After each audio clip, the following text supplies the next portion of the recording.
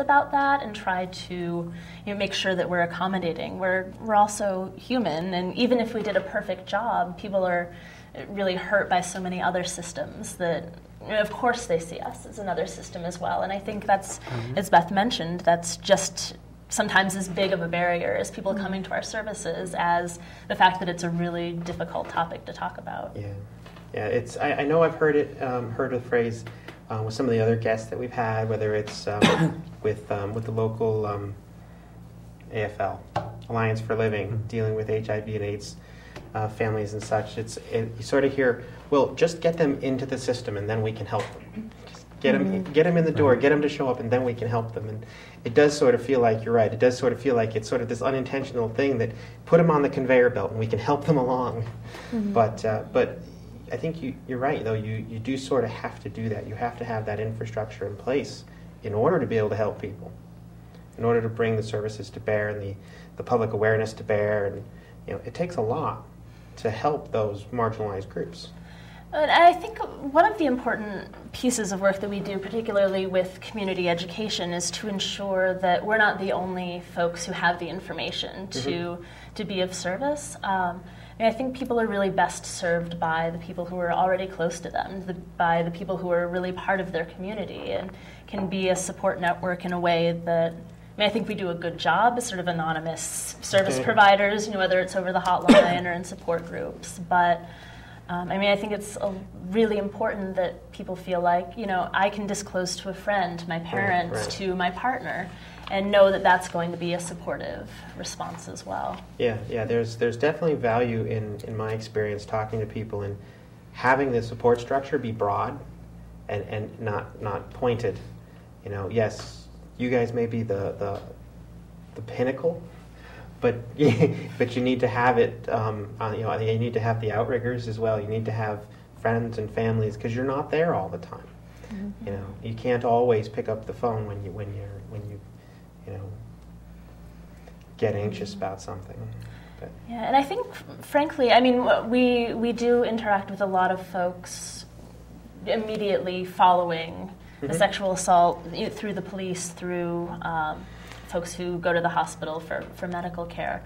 But a lot of people who call our hotline, who look to us for services, are people who experienced abuse a really long time ago, and for whatever reason, maybe dealt with it then, but then it's not something that goes away. Right. And something that I know I've heard from people who I care about, and then people who have accessed our services, is that, I tried to disclose to the people who I really cared about, and their response shut me down. I haven't talked about this in years because I think you used a phrase that I really liked, just being re-traumatized. I think you mentioned it in reference to systems, but sometimes there are very well-meaning, caring, wonderful people in our lives who unintentionally sort of traumatize us by their response, by saying, oh, well, if only you had taken my advice, or, you knew you shouldn't have done this or that, and that really shuts people down. Sure. Why did you go out dressed like that? I think that's one of the things, too. As Anna sort of was talking about trauma, just using the language of trauma and realizing that it is a trauma that you sort of sustain not only physically, but sort of psychically or psychologically, if you will, sort of throughout the course of your life. So while, we do have many folks that sort of have folks use the word heal a lot. They've healed in some certain way, but later in life there's so many things that you can't really foresee being triggers, like pregnancy, or like seeing a movie on television, or watching any Law and Order show that you might possibly see. So we have all these things built into our society, so no matter how much you sort of figure out, quote unquote, getting past or dealing with some of that stuff on a daily basis, you can get so far past and be brought right back, which is why, rates around particularly substance abuse and that kind of stuff in relation to trauma are really high, because it works. It helps folks to sort of deal with the immediate feelings that they have, or sort of shutting those down sometimes. But I think that it's one of those things that does stay throughout the course of your life. So we talk to folks, as Anna said, all the way from immediately to, folks that are elderly that are really talking to us about, sort of some of the stuff that they experienced when they were younger. Yeah, and I think there's a lot of rhetoric about healing and getting over an experience that is sort of difficult for folks who have found a way to cope with that trauma experience on a day-to-day basis, and after 2 months, a year, 20 years. I think we hear a lot of things that make us think, oh, well, I must not be strong anymore. I must not, there must be something wrong with me that I feel re-traumatized in this way, which is perfectly natural. I mean, as Beth mentioned, there's so many things that happen in our lives, and it doesn't have to be a specific trigger. It could just be, the 10th time I saw that Law & Order episode. Something resonated, something, your experiences tie into your feelings with ways that don't necessarily make sense. Feelings are just that, and to have feelings of guilt or shame because of how you emotionally respond or physically respond to a past trauma, it doesn't mean anything about your character. It just is what it is. Yeah, it's hard. It really is. It's one of those things. I did experience sexual abuse when I was a child, and I want to believe I'm over that. And I don't talk about that much because there are people in this world that would claim that I'm transsexual because of it, which is just not true. But it's something that never completely goes away. Even though it was a very, very long time ago. I won't say exactly how long ago. But it's an interesting thing, and yeah, you're right. It's sometimes a surprise exactly what will trigger those memories. But I did want to ask you. I know there probably are not a lot of statistics for a lot of this, and statistics are horribly unreliable anyway. Lies, damn lies, and statistics. Yes, Samuel Clemens, I believe. But clearly, we know that women are abused a lot. At an obscenely high rate. Yes, exactly. Well put. An obscenely high rate. Do you have any idea as far as, and I suspect that there are probably some statistics for parts of the LGBT community. I was wondering if you have any idea specifically in the trans community. Do you have any feel for what kind of a situation that is as far as how badly the trans community is being abused?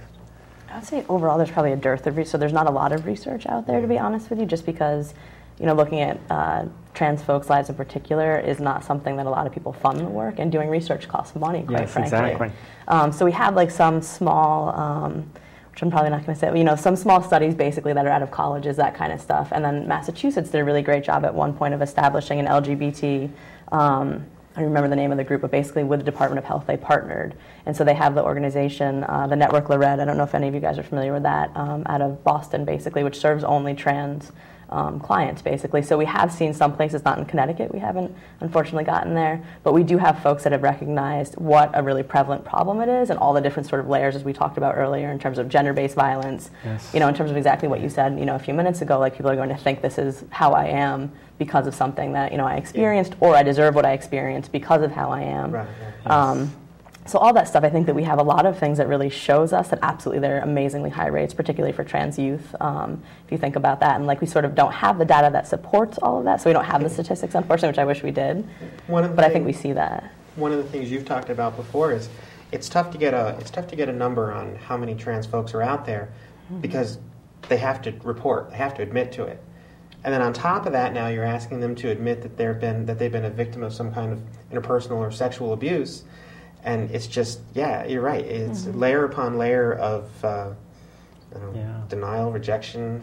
And the amount of stigma and shame that we carry sort of as gender, I can just sort of speak to myself as gender variant, but the amount of sort of, and even thinking about going to the dentist, going to the dentist for me is it's horrible. Sort of having to sort of fill out, sort of male-female boxes. Exactly. Some of that is hard for me, but then also sort of having to figure out how to have conversations with folks. Right. Going to the regular doctor is absolutely horrible because I don't really know, sort of the comfort around my body. So if you think about, folks who have been assaulted in some way, no matter what that looks like, you also have to figure out a lot of how to talk about your body, how to let other people look at your body, all of these things that could bring up so much for you in terms of your own stuff, having nothing to do with that actual assault. So I think that there's so much in particular that folks have to think about gender on a daily basis, what being assaulted does to us. Because I think we have to think about it in a very different way because we're constantly forced every single day to think about gender. So.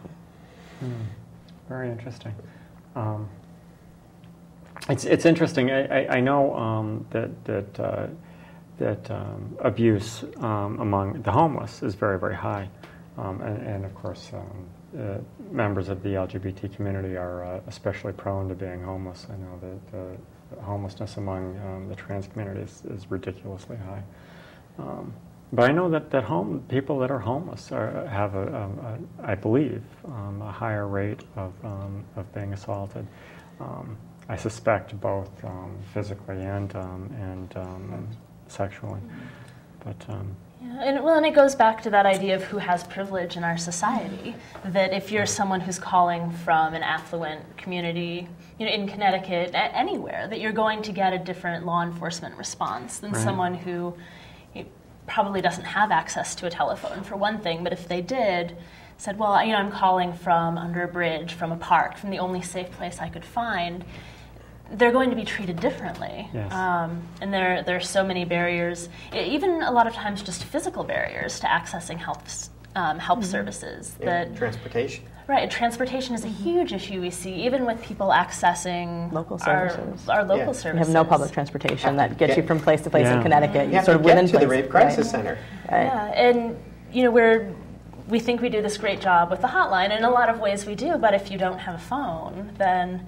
And I think this is something that I've struggled with. The website has sort of been one of my projects at Consax, so it's one of the things that I go to is sort of this default, like, if we put information on the website, of course people are going to access it.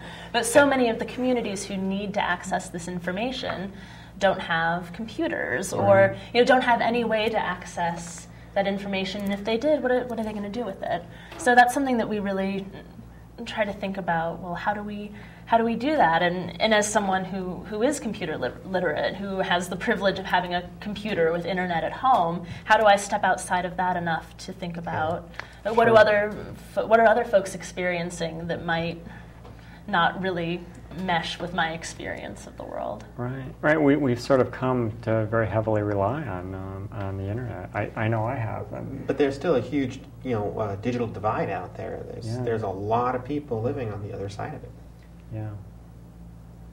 I do get that, and certainly there are places you can publicly access the internet, but if you're but there again, you're going to run into the stigma walking into the public library. I know. You're probably not going to do it.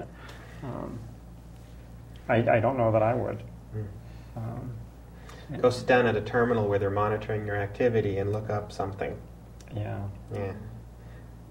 Well, or for folks who are being abused by a partner, being abused in a domestic situation, even if you do have an internet access at home, that might not be a safe way for you to access that information. Right. So again, there are so many barriers that sort of crop up all over the place, which again goes back to the point of, well, why don't we have reliable statistics? Well, plenty of reasons. Yeah. There was something I had seen recently in the last year or so, probably, about statistics on the interpersonal domestic violence rates and the sexual assault rates of same-sex male couples. And something you were alluding to earlier was sort of the male image. Even if you're really on the effeminate side of male, it still applies to male. It doesn't matter.